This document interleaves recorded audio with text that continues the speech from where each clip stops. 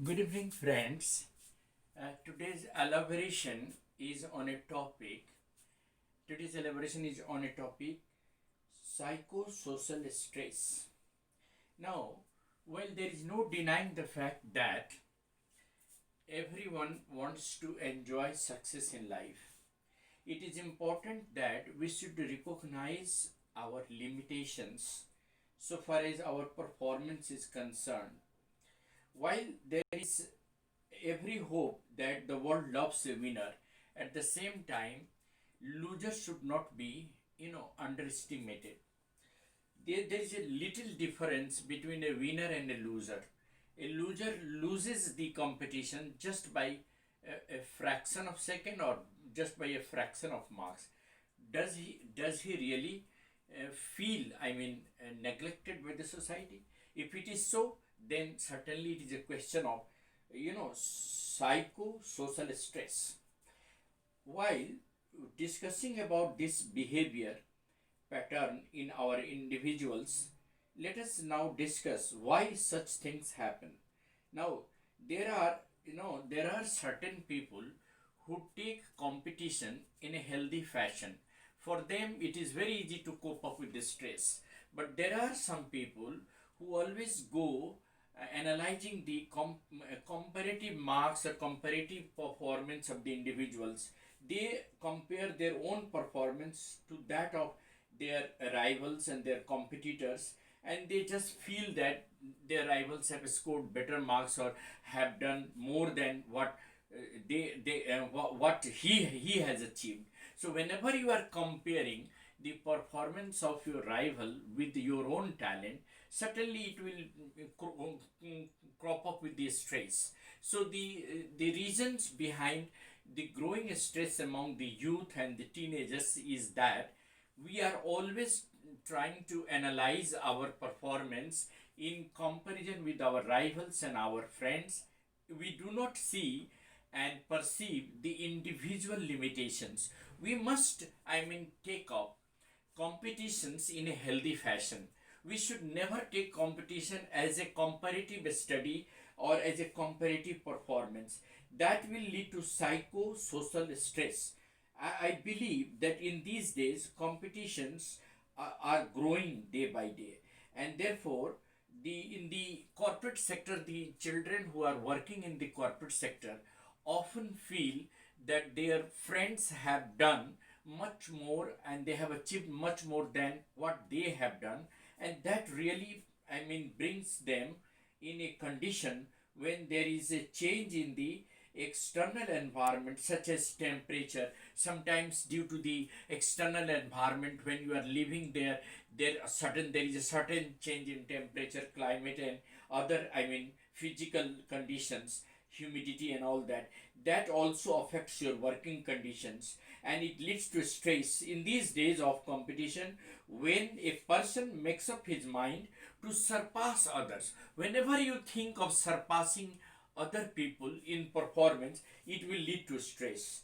And why should you, think that somebody has achieved more than you, and that will be a question of stress? Never, compare others performance.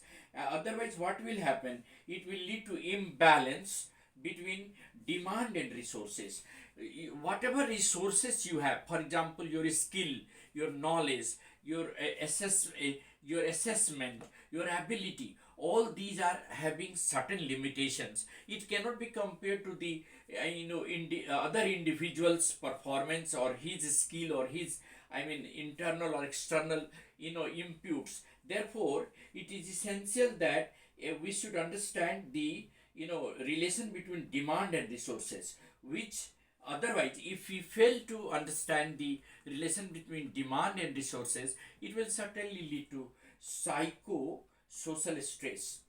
A stress reduces productivity and pressure to the management and organization. Any organization, the employer always takes into account the physical and mental condition of the employees. It is very important that the employer should understand the behavior pattern of the employees, because he has to see whether his employee is at cool or at peace or not while working. If his employee undergoes any sort of, stress during work time or during working period, certainly it will affect the productivity and the performance of the organization.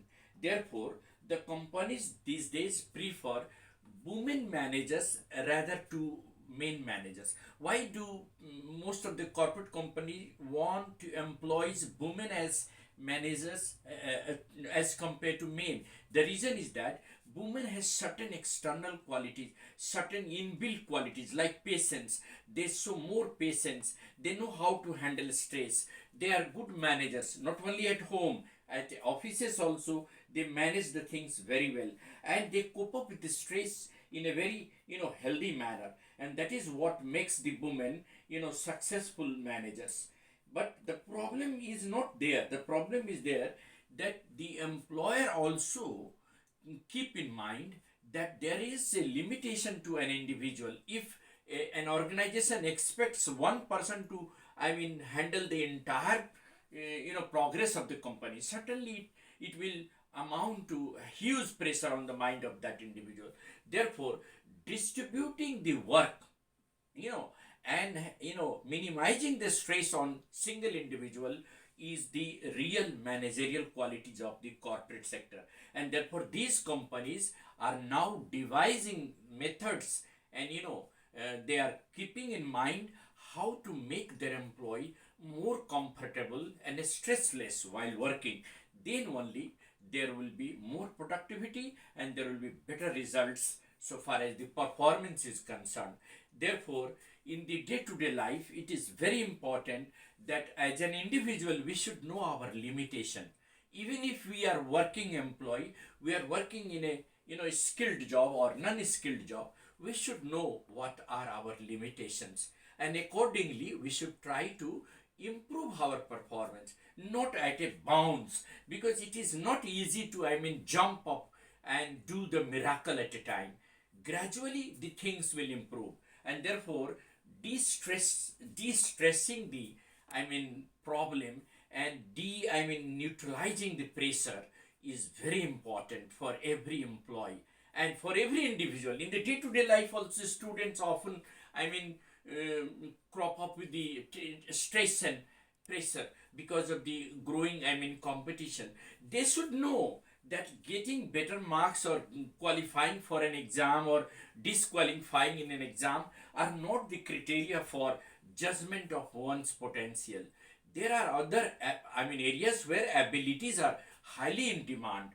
How you are handling the, or how you are coping with the demand and resources, how you are making the good application of resources and fulfilling the demand of the corporate sector and the management of the companies, then you are a successful person. So keep in mind that resources must be utilized to the maximum so as to minimize the stress on the individual and so as to fulfill the demand of the company, and then only you can be a better manager, you can be a better individual, you can be a better citizen, and that's what is in demand. Therefore, psychosocial stress can be minimized just because the people have to understand the limitation of the individual, themselves. They should understand their limitation, and they should also understand the changes that come in their attitude due to physical environment or due to internal working conditions. They have to take into account the balancing of these things. Then only he could handle and cope up with the stress in the working condition, because our body always reacts to the demand or change in its internal and external environment. Our body is so sensitive that the moment we get a change in the internal or external environment, the body starts reacting with a stress, and the stress that the body undergoes, it also turns into several physical changes, several physical and mental changes. And because of that, this stress, now what happens, that the performance of an individual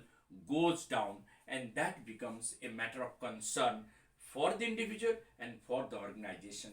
So we have to keep a balance between resources and demand, between our capability and our performance, between our expectations and our limitations. Then only we can be good managers.